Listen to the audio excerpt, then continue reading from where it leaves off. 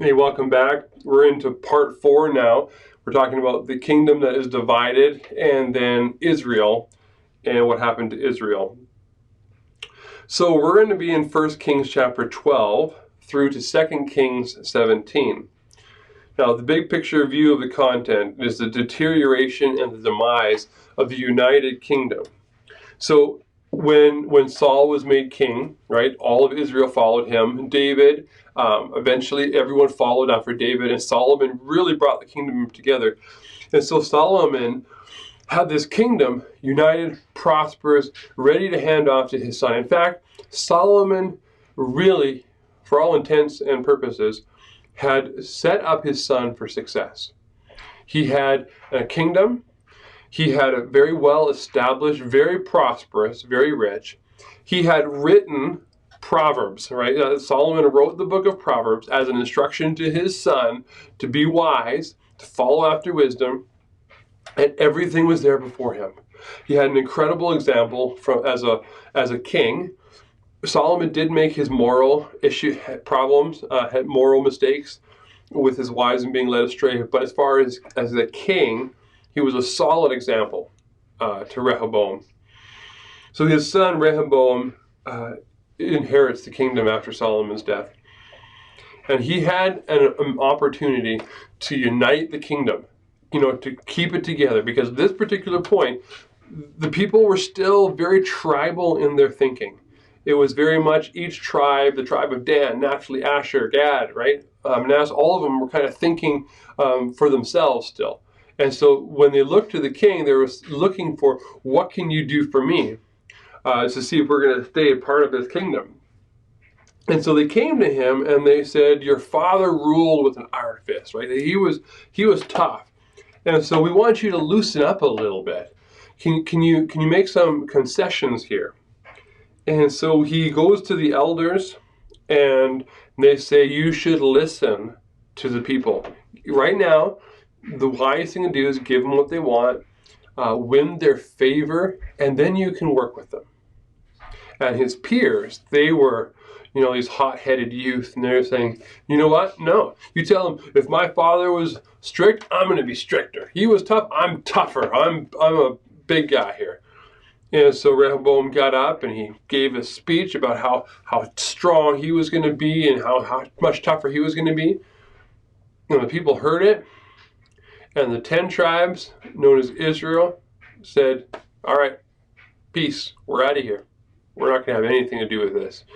Only the tribe of Judah and Benjamin stayed with Rehoboam. 2 tribes. Now remember, Jerusalem, the center for where the temple is built and everything, is in the tribe of Judah, in the land of Judah. So you have Judah and Benjamin, they stay together. And all of the other tribes, they all pull back to their land. It's like, we're done. We're not coming back to you guys. We're going to do our own thing. And they followed Jeroboam. And so you had 2 tribes, and they became the nation of Judah. So from this point on, you're going to hear a little bit different vernacular used for God's people.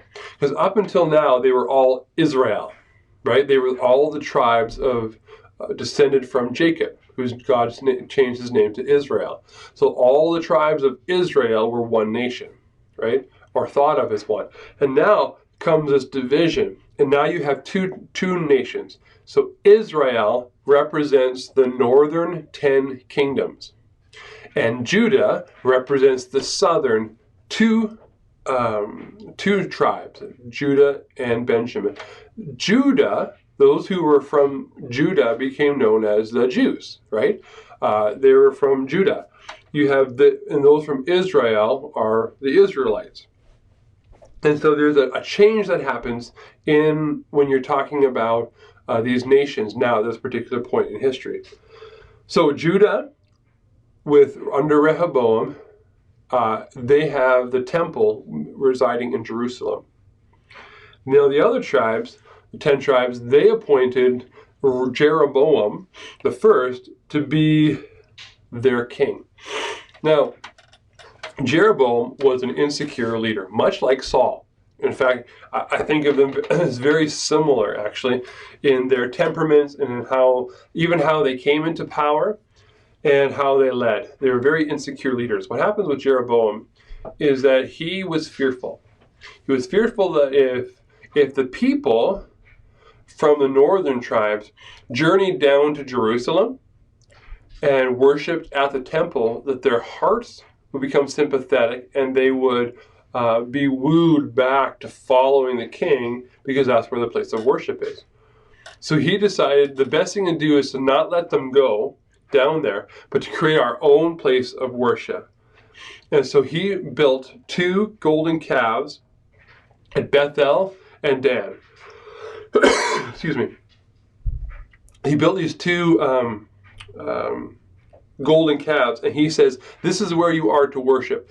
And this is the sin of Jeroboam, because Jeroboam, as a king that was appointed by the people, led the people deliberately into idolatry. And never again did the people of Israel follow after the Lord. They followed after, excuse me, the sin of Jeroboam. Now, they did not reject Jehovah as their God. They still thought that they were worshiping the same God, just in a different place. But the problem is, God said, you may not cast any image, right? Any graven image. And they had created these graven images for the purpose of worship. And so even though they thought they worshiped God in their minds, they were not worshiping God as he intended and as he specifically commanded. And so, in fact, they violated everything, part of God's command. Where to worship, how to worship, everything. They created for themselves a God that was palatable for them, that they could live with. It was kind of an easier version of God's commands. This is kind of the temptation of our world today. God says this is how we are to worship him, and people say, yeah, but you know what? I want to define for myself what that's going to look like. And so I don't want to go to church and be a part of the church because all the stuff is there. So I'm just going to create my own church and do it my own way. And I'm going to kind of read the Bible how I want to, because God can reveal stuff to me. And I see this so often in this generation of people trying to define for themselves who God is and how they should worship him. And the Jeroboam is an example of why that and how that fails. From here on in, every king that is wicked and evil, it says that they followed in the footsteps of Jeroboam, who led God's people into sin. I mean, Jeroboam becomes this archetype of evil and seduction away from God towards idols. And so Jeroboam the first. But God rejects Jeroboam, and he says, I do not choose you as my king, as the king to represent my people. I reject you. Then you see, God raises up prophets for the nation of Israel to call them back to himself. And the first one you see is the prophet Elijah. So he's introduced in 1 Kings 17 all the way through to 2 Kings chapter 2. And so God is there in the midst of Israel trying to call them back into proper standing with God. And so you see God takes care of Elijah, and he's leading him. And probably the biggest, most popular story of Elijah is his confrontation with King Ahab, and his wife Jezebel in 1 Kings 18, where he calls down, the prophets of Baal together, and he says, let's decide once and for all who really is God. Is it going to be Baal or is it going to be God, Jehovah? And so, of course, they build the altars and the fire from heaven. And God, and all of a sudden, God has this incredible victory, and the people see, oh my goodness, God really is God, and they slaughter the prophets of Baal. And in the midst of this, Jezebel, who instituted this whole worship of Baal, threatens Elijah, and he runs away, and he runs to the mountain and hides. And he's fearful for his life. And in the midst of that, God doesn't rebuke him. He just takes care of him, right? Leads him up eventually into the crevice there, and God reveals himself in a still small voice. This whole story of Elijah in this confrontation with prophets of Baal, and then the feeling of defeat and fear and the running away, the hiding, and then God nursing him back and then calling him, and then when God spoke to him in that still small voice, it was Elijah complaining that he was the only one. I mean, he's like, I've done all of this stuff for you, God. I've done all of this work, and I'm the only one left. And God quietly speaks to him. He says, no, you're not the only one. I have hundreds of people that have never bowed the knee to Baal. I have a lot. In fact, I have a job for you. And he sends him on his way to anoint Elisha as the one who would succeed him. It's his successor. That whole story, though, I don't know if you've ever experienced these incredible spiritual victories in your ministry.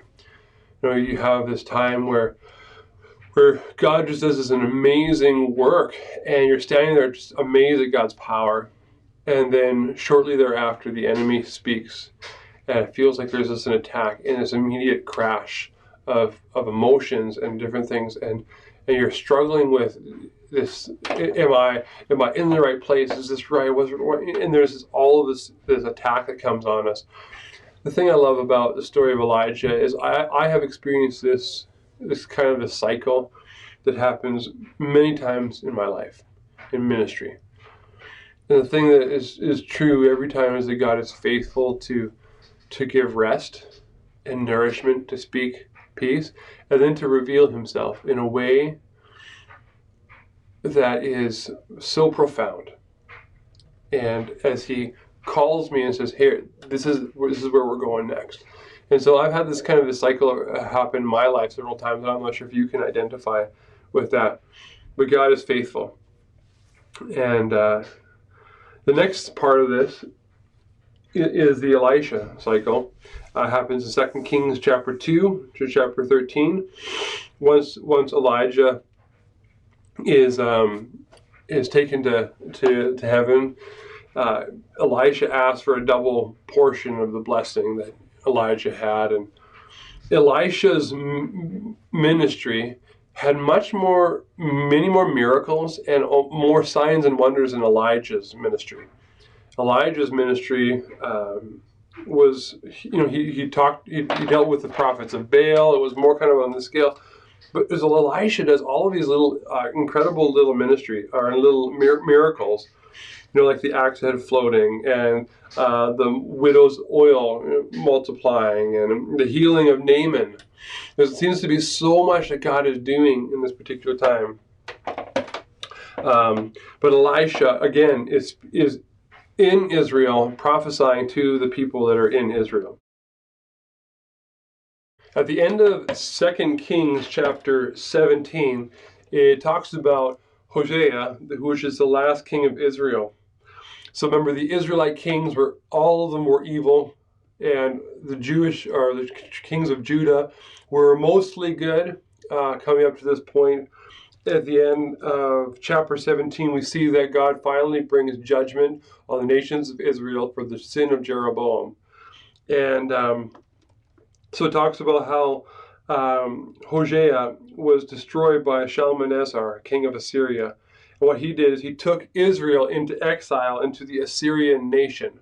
So Assyria took over Israel, and from here on in the book of Kings, it now only follows the history of the kings of Judah and no longer the kings of Israel, as Israel is taken into captivity into Assyria and becomes a part of the Assyrian Empire.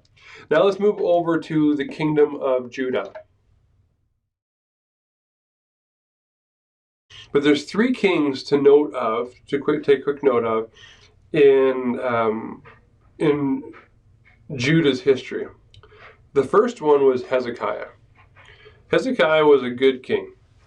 He instituted these reforms, and his heart was for the Lord. In fact, if I quickly going to jump over to 2 Kings here. 2 Kings chapter 18. I want you to hear this description of him. It says, Hezekiah, this is 2 Kings 18, verses 5 to 7. Hezekiah trusted in the Lord, the God of Israel. There was no one like him among all the kings of Judah, either before him or after him. He held fast to the Lord and did not stop following him. He kept the commands the Lord had given Moses, and the Lord was with him.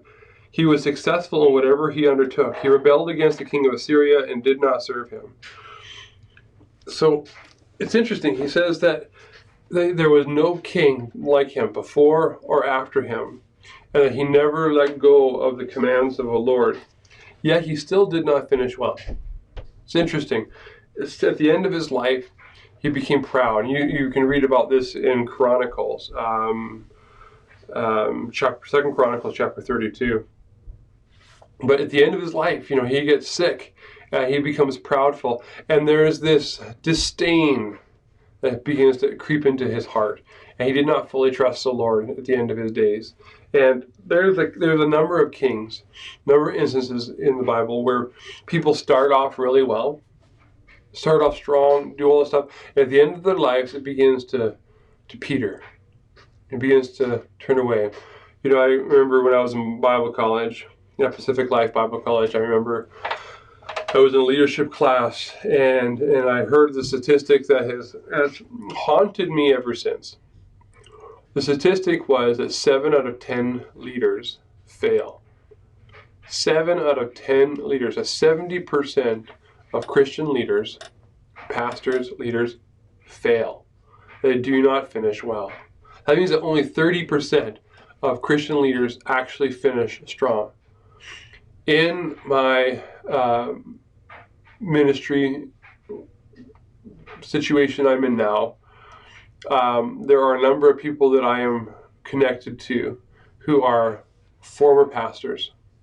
Yeah, they're a part of our church or affiliated with our church, who did not finish well.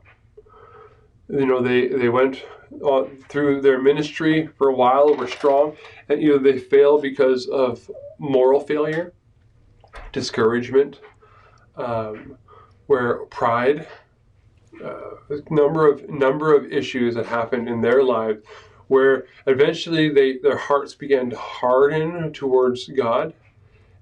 Sometimes it was just because of the rigors of ministry. We get taken through the ringer by people all the time, and it can wear on us. And so many times people don't finish well. And I think the one consistency with all of these people is that at some point they stopped having open hands and just letting God do whatever, and they began to try to hold on to something, and their hearts became hard, and it became about them more than about God, and their hearts hardened, and they didn't stay soft before the Lord. They got offended. They allowed offense to creep in. They allowed a temptation to creep in. They allowed something to come in, but it really was about, at the end of the day, me. And because they were the ones that needed something. They were being cheated through ministry. But that happens when we harden our hearts. It happens when we allow, it happens over time. It doesn't happen all at once. It happens when you're repeatedly being attacked. And every Sunday, the same person comes up to you and says how horrible your message was. Eventually, that's happened to me, eventually that wears on you. And you start to get frustrated and you start to doubt. And my encouragement to you as a leader is stay in the Word. Stay in the Word of God. Stay soft. Don't let things change who you are or affect your identity.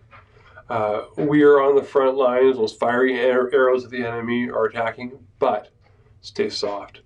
I was heard a message by Wayne Cordero once, and he was talking about how a friend of his had fallen into sin in ministry, and he asked that particular guy, how is it that you could preach these messages every Sunday, and you're in the Word of God, and how did you get to this place where you made this moral decision, and fell out of ministry like that? So how did you get to that place? And this is what the guy said. He says, for years, I would get up there on a Sunday, I would take the message, and I would do this, give it out. He says, what I forgot to do was this. In other words, we have to apply the Bible to ourselves first. If we get to the point where we're just taking stuff and we're just disseminating knowledge, man, we're missing it. We have to take we have to live in the Word of God and allow that to transform us, and out of that place do we share what God is saying. And so, stay in the Word. Stay close. Hezekiah, great king. But at the end of his life, he kind of became bitter towards God and became proud. Don't let that be your story. The next king that we want to note is a king named Manasseh, not Messiah. King Manasseh. It was Hezekiah's son. Hezekiah was known, right, we just read it, as there was no king like him in Judah, ever before him or after him. He was a great, great king, great person, and his son was the most wicked king in all of Judah's history. How do you go from being the best king to the worst king? Shema Yisrael, right? They forgot to teach their children. They forgot to pour into their children who God is. And so he was a wicked king who reigned, ironically, longer than any other king for 55 years. And but his story is in 2 Chronicles, and I just closed my Bible, 2 Chronicles 21. And I just want to read you a little bit about this guy. I'm sorry, 2 Kings 21, not Chronicles. 2 Kings 21. All right. It says, he rebuilt the high places that his father Hezekiah had destroyed. He also erected altars to Baal and made an Asherah pole. I mean, he rebuilt the stuff that his father had destroyed. His father knocked down these places and purified it, and he goes back and he rebuilds these things.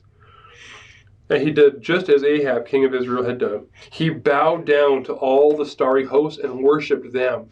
He built altars in the temple of the Lord, of which it was said, which the Lord had said, in Jerusalem, I will put my name.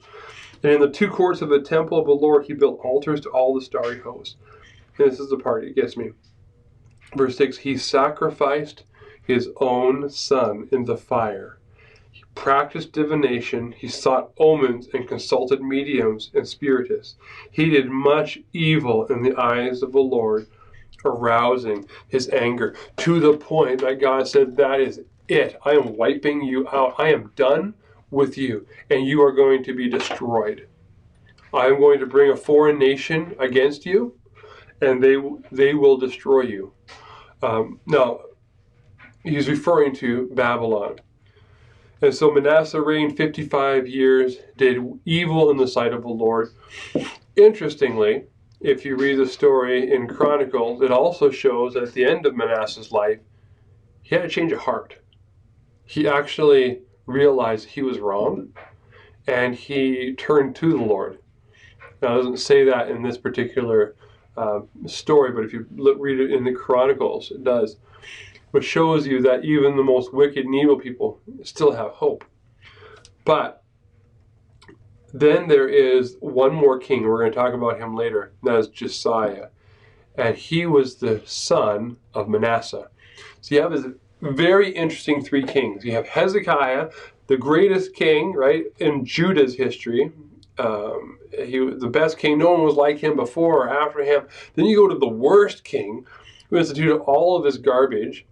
And then you come to the next king, right, the grandson of Hezekiah, and it's Josiah. And he instituted some reforms and changed the course of a nation. All right, let's jump into 1st and 2nd Chronicles on page 15. Okay, the theme is of Chronicles is that it connects the obedience and disobedience to why things happened the way they did. That's what's going on here. 1st and 2nd Chronicles are concerned with Judah's history, and they're not concerned about Israel's history. The reason is because it's tracing God's covenant descendant. So God's the covenant lineage goes through Judah, right? Not through the other nations of Israel. So it only traces from Abraham and God's chosen nations through Judah, through all of the kings who are all the sons of, right, all the way through to the end of that. And so it shows the spiritual heritage of God's people. Quickly, let's look at the big picture of the content. It is written to remind the people of their history and their place as God's chosen people. It was on God's covenant kings and the spiritual emphasis in their lives and their reign. And there are the parallels, the books of 1st and 2nd Samuel and 1st and 2nd Kings. So you can see some of the same stories, in fact, some of the same wording in Kings as you see in Chronicles. The editorial perspective is very different. It's theological in nature more than a historical account. Now, I want to say this. The Chronicles was written by what we call the chronicler. Some people have suggested this person might have been Ezra. But regardless, it would have been written during the time of the Babylonian captivity or shortly thereafter. And during that captivity, they went back, and the Jewish people in captivity, they looked at their history and they said, how did we get to this point of being in captivity? And so they wrote a history of how the Jews got to where they were as a reminder never to be there again. And so that's why the book of Chronicles is focused on the spiritual aspect of the kings. And it talks about what was going on spiritually with them as well, not just the historical facts. It really connects the theology behind it. And to give the readers an understanding about what God was looking for in his people and where they specifically failed in relation to their covenant with God. Isaiah was named for its author, the prophet Isaiah, whose name means God is salvation. Now, this book falls naturally into two major sections due to their authorship and to the date of it. So you have chapters 1 to 39 is the first section, and then chapters 40 to 66 is the second section. The first is about judgment that is coming. The second is about comfort. We'll talk about that in a second. The theme is God is first and foremost a holy God who is concerned about the salvation of his people through the coming Messiah. Some important sections in the book of Isaiah include his calling and the vision of the throne of God in Isaiah chapter 6, verses 1 through 6. And then two other major sections that have importance for us is chapter 7 to 9. And these are the Emmanuel passages, right? For unto us born, a virgin shall conceive and give birth to a son, right?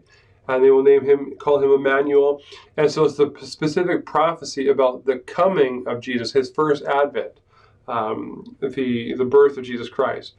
And then Isaiah 52 to 53 talks about Jesus, the end of his life, as the suffering servant. And so it's within the section of Scripture that talks about servanthood of Israel and Judah and so on. And in the midst of that, it gives a description of Jesus as the Messiah, who is our suffering servant. So those particular passages, specifically 7 and 9, about the Emmanuel and about suffering servant, have incredible significance for us. Let's take a quick look at the big picture view of the content. The theme of this first section, verses chapters 1 through 39, is that God's approaching judgment. His judgment on Israel and his approaching judgment on Judah, because they're not much better than Israel. They're doing the same things. And of course, this is being written right during the time of King Hezekiah. In fact, it was Isaiah who was speaking to Hezekiah, prophesying during Hezekiah's life, that all these things that were happening. In fact, it was Isaiah who, when Hezekiah was sick, said, your sickness and this is going to happen. And he pleaded with Isaiah to beseech God. And then, of course, Isaiah comes back after crossing the courtyard, right, and comes back and says, yes, God will heal you and add life to your days. But this is Isaiah. And so the first time, and what happens right after that is Manasseh, right, the king, the most wicked king. And so what's happening is that Hezekiah is prophesying what's happening in Judah, the spiritual condition that's coming out, and that there will be a judgment that's coming. And then the theme of the second part of that is to comfort the nation of Judah, that despite the fact that God is judging you, he's still for you, and he still wants your salvation. And so there is this pleading to them and comfort of them. In fact, this follows the cycle of much of the prophetic books in the Old Testament. It pronounces a judgment, but then also at the same time says, but there is yet hope. God has a plan and a purpose through all this, and he will restore his people because he is a covenant-keeping God. Okay, let's look at these 7 cycles of the book of Isaiah. Now, the first cycle is Isaiah calls heaven and earth to bear witness to the fact that Israel has sinned, and describes the day of judgment and tells how God will protect his people in Zion. That Shalmaneser, right, the Assyrian king, is judging Israel, and God's using him to judge Israel, but yet God is still going to protect, in this particular time anyway, Judah and Benjamin, which is his people. Then the second cycle is Isaiah sees judgment coming because Israel won't repent, but then he sees the Messiah is coming. The perfect king, the Messiah, the God, right, who is with us, Emmanuel, who will bring righteousness and peace. And that's chapters 5 through 12. And the third cycle, beginning in chapter 13, Yahweh is described as the maker of humanity, and he is the one who orchestrates human history, right? And he is behind this all. Then chapters 28 to 35, this is the fourth cycle. It says Yahweh causes the earth to mourn because of judgment, and rejoices when the judgment ends. Like that God doesn't bring, God doesn't have joy in judgment. It's necessary, right? And so it's not like God rejoices to bring judgment. In fact, all of creation, all of it, mourns through judgment. But when the judgment is over, there's this, oh yes, and now there can be restoration. The fifth cycle focuses on Isaiah's description of a new creation. Right, in chapter 41, God refers to Israel as his servant, whom he will save. Right? God refers to Israel as the servant whom he will save. In chapter 42, the imagery changes to the Messiah is the one who is the servant. In chapter 49, Israel is again referred to as God's servant. God, the Creator, sends his servant, the Messiah, to Israel for his glory. So there's this kind of this thing going on about servanthood, and then it culminates in chapters 52 and 53, where it refers to Jesus as the ultimate suffering servant for his people. Then the sixth cycle is from chapters 56:9 to 62, verse 12. It says, there is wickedness on the earth, and the Messiah will come, and he will set everything right. when the Messiah comes, all will be made right. And the seventh cycle, final cycle, 63 at the end of the chapter, end of the book, is Yahweh's judgment will create a people that will be blessed in him. God will call priests and servants from all nations. And so this is looking, again, forward to the coming of the gospel. And so that ends the book of Isaiah right there. Now, we left off, when we talked about the different kings, Hezekiah, Manasseh. Then we talked quickly about Josiah. We're going to pick up with Josiah in 2 Kings chapter 22. So Israel has been taken into captivity. They're no more. We had Hezekiah, the best king Judah's ever known. Manasseh, the worst king ever known, his son. And then his son, right, is Josiah. See, you had a grandfather, Hezekiah, that was good, a father, Manasseh, who was evil, and then you have this kid who was lost. He didn't know what to do. And Babylon was on the rise. And Babylon had their eyes on Judah because Hezekiah, right, his grandfather, when some envoys came from Babylon, he walked them through his treasury and said, look at all this stuff we've got. Look at how great we are. It has in Isaiah, way back in 2 Kings 18, I think it was in chapter 18, it says to him, what are you doing? Why would you show them that? Now what you've done is you've given them a taste. And one day they will take everything out of here because of what you've done. You boasted in yourself, right?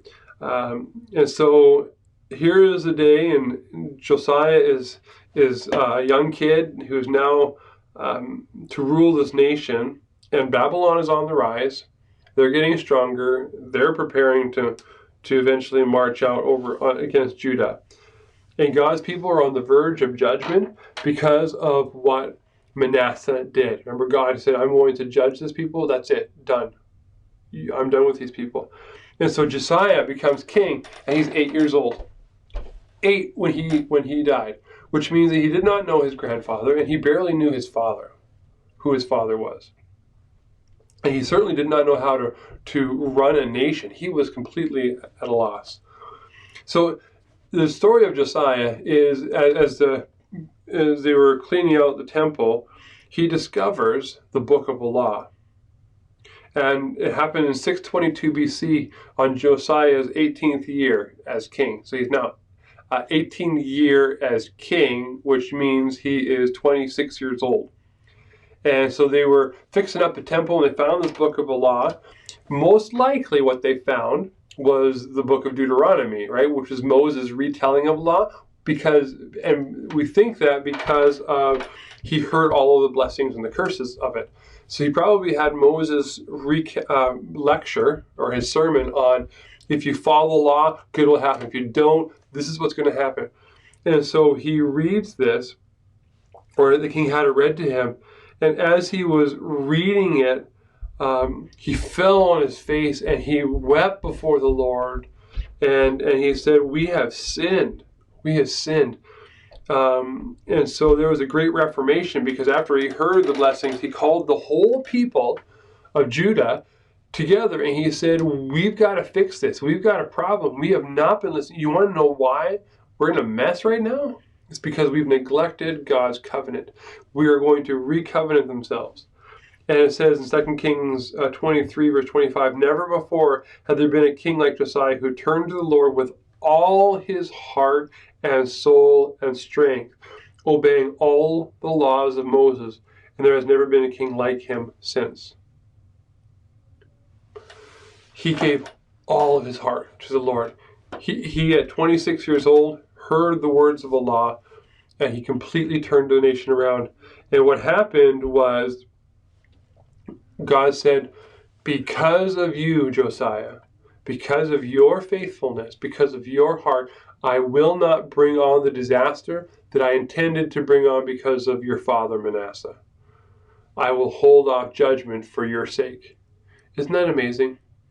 God was about to destroy this nation. Babylon was poised to come and take them. He said, okay, hold on. because of your faithfulness, I will let this generation relax, and you will not see the destruction of Jerusalem that I have promised, and it is coming. And so after he dies, there's a few more kings and stuff like that, but it really is about the Babylonians' captivity. The book of 2 Kings concludes with a series of stories of the last kings of Judah that were vassal kings, because Babylon came in and destroyed them in 3 waves. We'll talk about this, I think, at the end of our course when we get to the Babylonian captivity. But they began to take in 3 waves of exile people back to Babylon. And with each wave, they would destroy a king and put a new king into place and so on. And it was during the Babylonian captivity, as they go into captivity, into Babylon, that Judaism really was born. It was during this period of the exile that the Jewish faith was born, because in exile they stopped and said, how did we get here?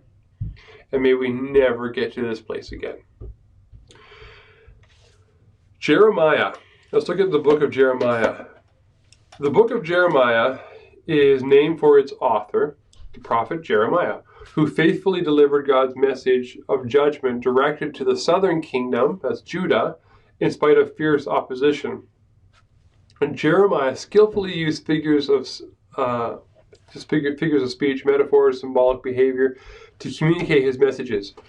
Things like a yoke around his neck to show the need to submit. The potter and the clay, right? That story is in there. Jeremiah sometimes was referred to as the weeping prophet, because he identifies with the difficulties of the people of God endured, and he was an integral part of the suffering. The endure was an integral part of their suffering. He wept for his people. He wept for the nation. He felt deeply. God brought him to such a place of deep empathy that his prophecies were he would act them out, like with the yoke that he would walk around his neck, for example, just to show his connection with the people and with the message that he was bringing. Let's quickly look at the historical setting. So the book of Jeremiah belongs to a chaotic time in the history of God's covenant people, because his land, where he grew up, Judah, was caught in this squeeze of power between the ancient world powers. So you had Egypt, right, and you had Assyria, and then you had Babylon coming in. All 3 of these powers were kind of all converging, and Judah just happened to be the middle ground.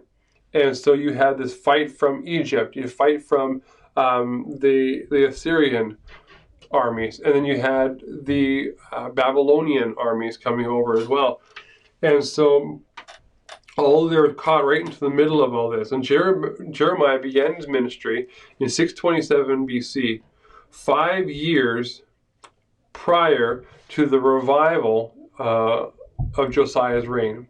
So when Josiah would have been about 21 years old, that's when Jeremiah began his ministry. And it lasted until 585 BC, 48 years. And he has spanned from a time of Assyrian power through the fall of Jerusalem to the Babylonians. At the close of his ministry, Jeremiah accompanied the Judeans who fled to Egypt in an attempt to escape Babylonian reprisal for murdering their governor. His message was rejected, and the Judeans returned to idol worship. That is the historical setting. So during the Babylonian captivity, there was, the Assyrians from the north, the Babylonians coming from the east, and then from the southwest, you had the Egyptians coming up. And Jeremiah was kind of caught in the middle, weeping over his city. The book of Jeremiah and Lamentations are him watching over the city as it's being burned and taken, and he's prophesying to his people, God's people, but they would not listen to him. And of course, like I said, in the end of his life, he was drug off to Egypt against his will, because he knew he wasn't supposed to go. He knew they were not supposed to go back to Egypt. Yet they did not listen, and they dragged him there.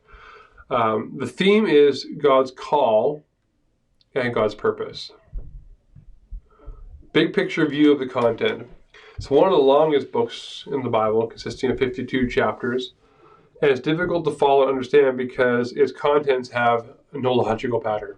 They're just kind of in there. And so if you're reading it through, you're kind of getting lost in what's happening and when and where. Historical accounts of selected events in the life of Judah and personal experiences from Jeremiah's own life and poetic laments about the fate of his country mingle amongst prophecies of God's approaching judgment. Now, the first half of the book, chapters 1 to 25, is mainly poetry containing Jeremiah's prophecies of God's approaching judgment against Judah because of its sin and idolatry. Chapter 1 is about his call, is Jeremiah's call. And then chapters 2 to 29 is Israel's sins and the sins of the nations. Right? So he's talking about all of the nations and the sins and God's judgment that he's going to be bringing on them. And then the second half, chapters 26 to 52, is written in prose and emphasizes Jeremiah's conflicts with the kings who ruled in Judah during his ministry. So he was there prophesying, but the kings had issue with him, right? And they wanted to hear good prophecies, right? They wanted to hear prophecies of their victory, not Babylon's, and not about repentance. So they rejected and had conflict with Jeremiah because of that. Chapters 30 to 33 talks about God's plan of renewal through a new covenant. Right? We talked about the old covenant being the covenant established through Abraham and Isaac, and through the patriarchs, through Jacob and Israel, confirmed in David. Right? But now there's going to be a new covenant, not written on stone, but on human hearts. In Jeremiah 31, it says, "But I will put my law within them, and I will write it on their hearts." And this is pointing to the day when there is a spiritual renewal, right? As far as people's hearts being turned back to Him. Specifically, we're talking about the New Testament. We're talking about life in Christ, when it's not longer about a written code, but it's about the Holy Spirit within us, renewing us and changing us. It's been written on our hearts. Then chapters 34 to 51 is God's plan for Israel and the nation's punishment. That God's punishing the nations that are around. And then 52 is the conclusion. The end of the book is a report of the fall of Jerusalem and Judah's final days as a nation, along with a narrative about Jeremiah's flight into Egypt with the other citizens of Judah following its fall, chapters 42 to 44. So that concludes that book. If you look at this Appendix 2, you can see a list of all of the various covenants throughout the Bible. And let's see, what do we have for time? Why don't we stop here, and then we'll pick up a longer section as we come back when we talk about poetry and wisdom and so on. So let's take a quick break right here.